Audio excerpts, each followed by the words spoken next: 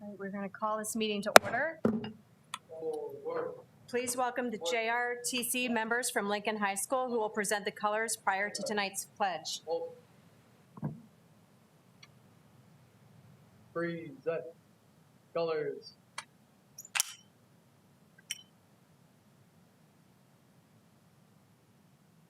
I pledge allegiance to the flag of the United States of America and to the republic for which it stands, one nation, under God, indivisible, with liberty and justice for all. Carry colors. Ready. Cut. Counter march. March. Left. Left. Left. Right. Left. Left. Forward. March. Left. Ready. Drop.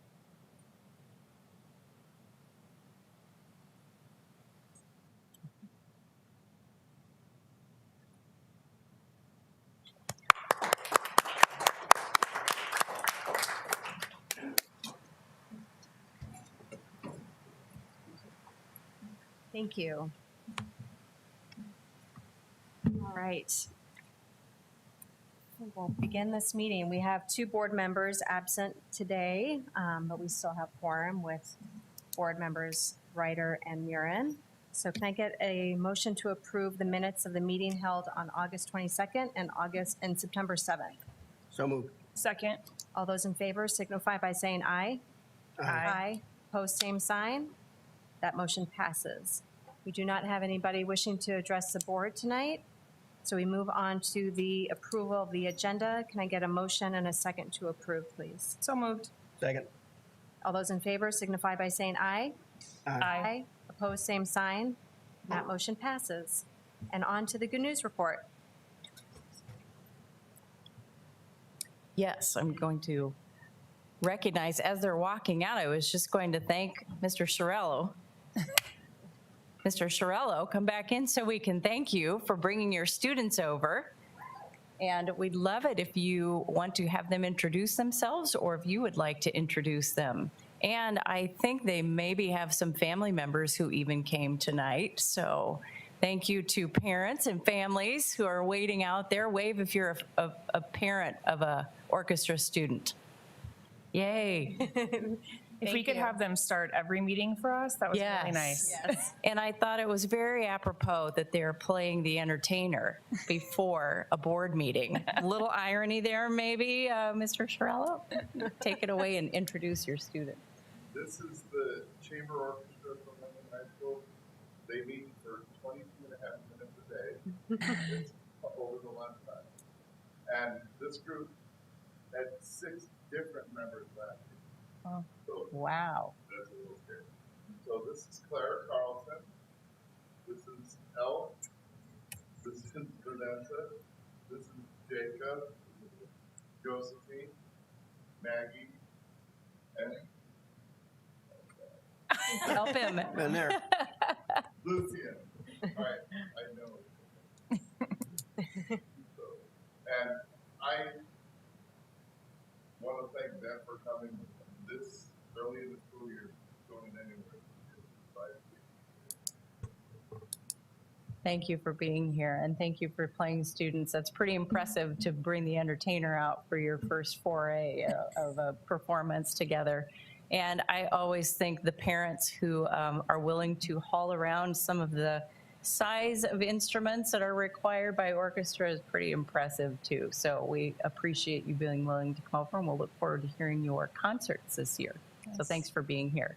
Thank you very much. And then we also have our JFROTC group, and I would love it if you would come up and introduce yourself and your students for us as well. Yes, ma'am.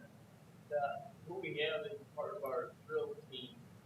We do approximately 60 to 70 colors a year, and we pour in that. We have Ed Nelson, Ted Nero, Ted Kessler Abbott, who returned from San Diego, brother of Fred. Great. And then Crosby and then Well, we are so proud of you, and we love seeing you in our different events and our games, and so we're so glad that you could come and be here tonight. And you missed the camera when you took the flags out, so good job. Those are very tall flags, so thank you for coming. And this is all part of the Good News Report, which Dr. Rader is here to present. And I dare say she has set the bar a little higher for our other high schools who are still to come. So noted, Dr. Rader.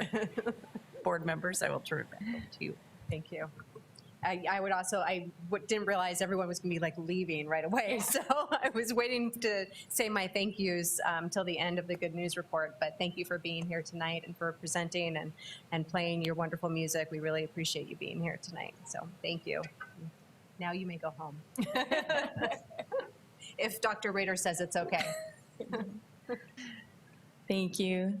Thank you to the Sioux Falls School Board members and for the invitation to talk about the Lincoln Patriots. I also want to thank our members of the Chamber Orchestra for the music prior to the meeting under the direction of Dr. Shirillo, and our Marine Corps JROTC students for presenting the colors for the pledge. Our JROTC Marine Corps had over 22 hours of volunteer service in the Sioux Falls community last year, and they had 75 color guards last school year. So thank you to Sergeant Major Scott Backen for all that, his time. 2,200 Correct. hours. Good, okay, we just Sorry. want to 2,200. clarify. As you'll see, these programs are two of many opportunities we have at Lincoln High School to develop and inspire our students. Our mission is that all students can learn at high levels. We have systems and people in place to make certain this happens. As Abraham Lincoln, our namesake, stated, "I am a success today because I had a friend who believed in me, and I didn't have the heart to let him down." Lincoln Patriots carry on this sentiment today. Since 1965, Lincoln has been educating members of the Sioux Falls community. Although the building has had additions and the exterior has gone under many changes, one constant has been the quality people who make Lincoln their home. We are unique because of our students and staff who make up the Patriot family. We currently have 1,865 students at Lincoln and 195 staff members who work as teachers, counselors, clerical, educational assistants, food service workers, custodians, and all other related services. The adults work to provide an academic environment that is inclusive of all learners. We have 1,575 advanced placement enrollments in classes being taken by Lincoln students. We offer 21 AP courses, advanced placement courses, with teachers who have master's degrees or higher teaching the classes. Our students have a 78% success rate on AP tests. We had 11 National Merit finalists, and I anticipate that number will increase this year. We are the Spanish Immersion High School and offer courses in Spanish to students so they can continue their Spanish and language development that they started in elementary school. We also have a 30-minute period during the day for students to work on homework, get support from teachers, and participate in enrichment activities. This time is called WIN, What's Important Now. WIN helps students to manage their time and focus on their priorities. While helping students develop the lifelong skill of time management, students begin to develop priorities and focus on what they need to be successful in school.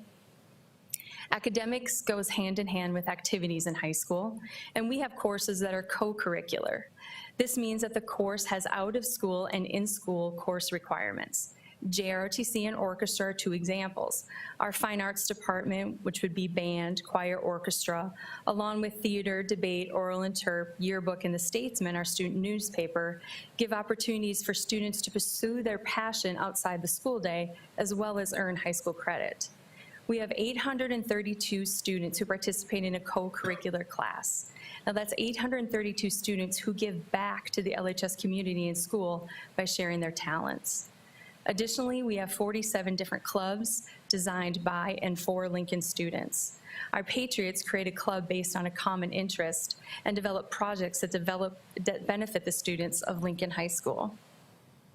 Along with the co-curricular participation, we have 1,051 students who wear a Lincoln uniform to represent us in a competitive athletic event. These 1,051 students and their coaches put in countless hours to support our student athletes in developing skills and character. Students work through the summer and off-season to hone their skills. Abraham Lincoln believed, as we do, that some achieve great success is proof that all others can achieve it as well. We believe that all our students can achieve at high levels in the classroom, in fine arts, and in athletic events and life. At Lincoln, history has proven this true. I invite members of the school board and the Sioux Falls community to join us at a concert, game, play, match, meet, and any other event where Lincoln is present to observe our Lincoln Patriots in action. Our students strive to be their best and, like Abraham Lincoln, won't let their school or community down. Go Pats. Thank you.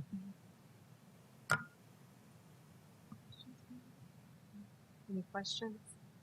Nice work. I think, well, I'm a little biased because I have kids that go to Lincoln, but I'm a Roosevelt graduate and my husband's a Washington graduate, so Lincoln's a little new to us, but I feel like, and it's true for a lot of high schools, but I just love the spirit that even like graduates from 10, 20, 30 years ago, they still are so proud of the education that they got. They still, you can see they come back to lots of different events that they participated in and want to support them. And I think that that is a big indicator of how they felt when they were there, which was obviously a positive experience. And so it gives them those same positive experiences to come back and celebrate that with the students who are participating now. And so I think that's a great, obviously a great asset to the school itself, and it speaks loudly about the teachers and the administration and the support staff that are there, that people still years later have that connection, you know, after college or after working or whatever it is. And so I think that's what we hope for all of our schools, whether it's an elementary, you know, and we love to see high school kids going back to their elementaries and celebrating how far they've come. And it's great to see, you know, college students or beyond coming back and really supporting their high school because of the experience that they had there. Yeah, absolutely. I couldn't say it better than Carly just did. So, and also biased because my two boys also go to Lincoln. So, but you know, I've got a freshman and a senior, so I've seen it all and experienced the new and starting to experience that senior year, and couldn't be more proud of what's going on at Lincoln, just like all of our high schools. So, thank you. Thank you very much. Okay. Moving on, we do not have any new conflicts of interest. So I move on to the approval of the consent agenda. Can I get a motion and a second, please? Motion. So move, or second, sorry. All those in favor signify by saying aye. Aye. Opposed, same sign. That motion passes.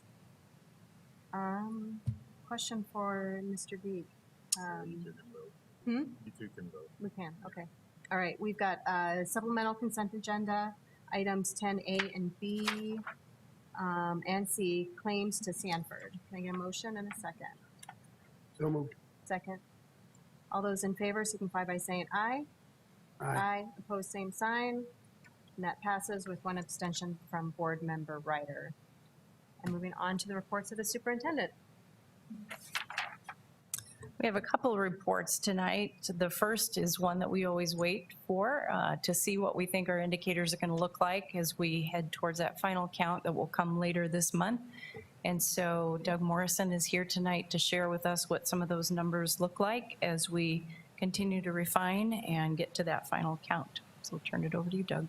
Good evening, Board. My pleasure tonight to present the 2022-23 initial enrollment report.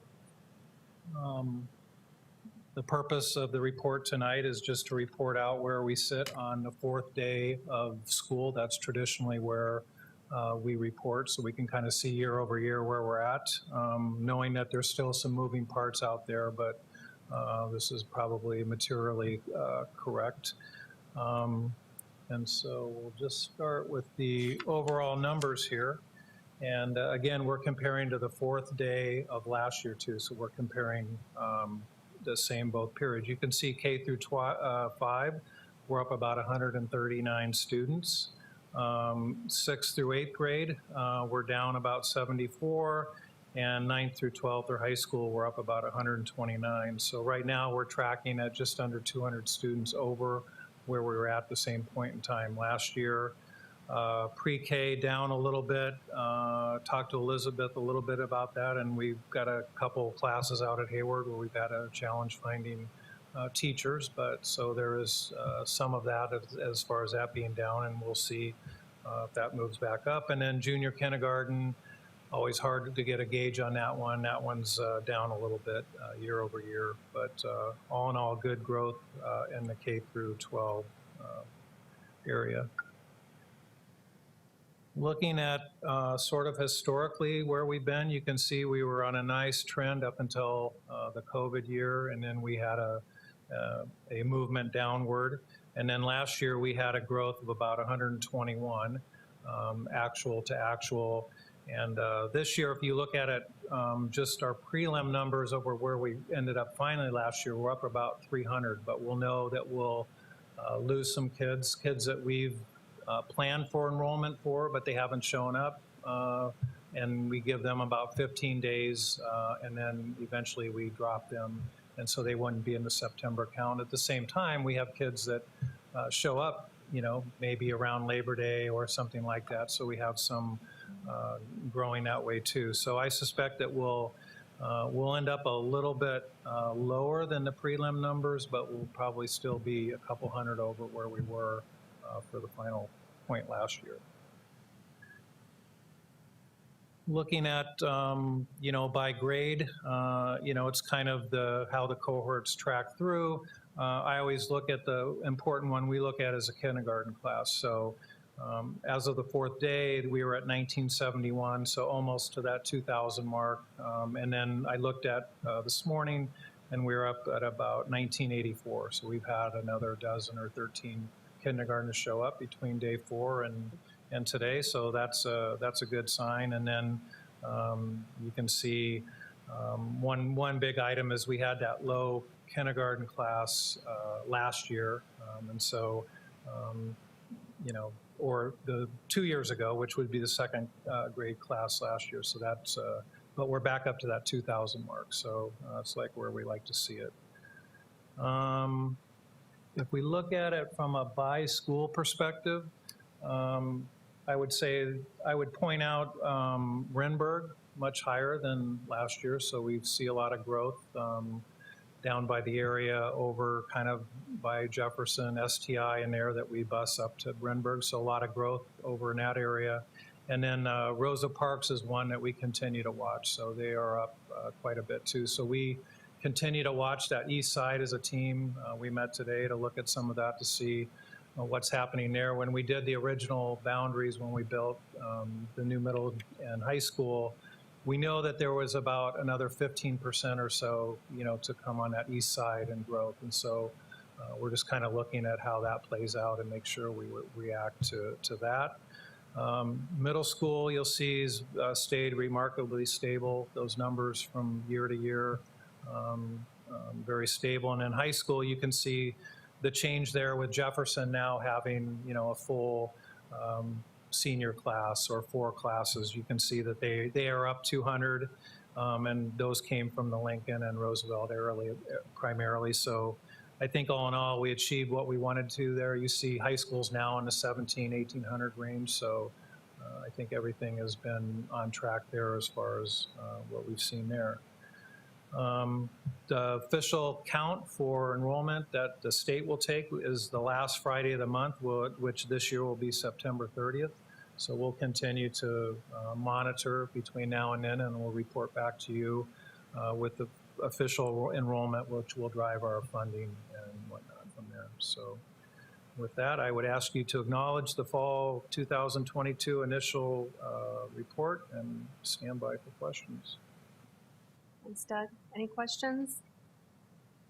I'm just imagining how it feels to be a Roosevelt student or staff member and have 500 less people in the building than there were a couple years ago. And like just how that must feel walking through the, you know, so what a great, I love the balance of that. And it's, I mean, we're not surprised, but it's also kind of fun to look and see how Jefferson really has thrived. And people are going there and excited about it. And they're actually I guess they're the 3rd biggest, but, you know, for year two, that's a lot of students to fill that building, but that's great because that's what they need to have their programs running and their classes running at full capacities. And that's always a concern, I think, when you open a new school, is people are, is what I want going to be available? And certainly they have the numbers to have whatever they need to be available, just like any other high school. So good, solid numbers for growth too. So that's good. Anything else? All right, seeing nothing else, can I get a motion and a second to approve the initial enrollment report? So moved. Second. All those in favor signify by saying aye. Aye. Aye. Opposed, same sign. That passes. Second report is Mr. Veek with our budget wrap-up, taking a look at the final picture. Thanks. Okay, great. Yeah, so this is the wrap-up for the year that just ended in June, fiscal year 22. It's a long haul from when it began. We started budgeting for it in 2020, in December of 2020. And so this is pretty much the last report until we get the audit report from the outside group. So